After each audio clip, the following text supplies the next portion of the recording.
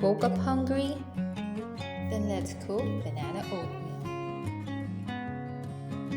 Let's start with a cup of milk, 1/3 cup of rolled oats. Mix both ingredients well, let it sit and bring to a boil.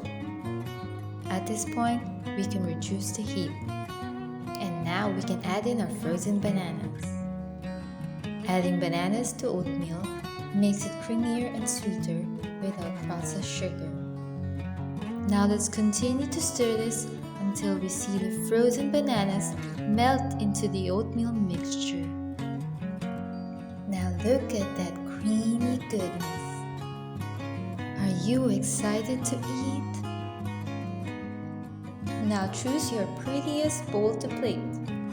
Then top with your favorite fresh and frozen fruits.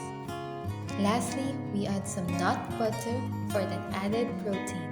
There you have it, quick and easy, creamy banana oatmeal. Don't forget to like, share, and subscribe for more videos.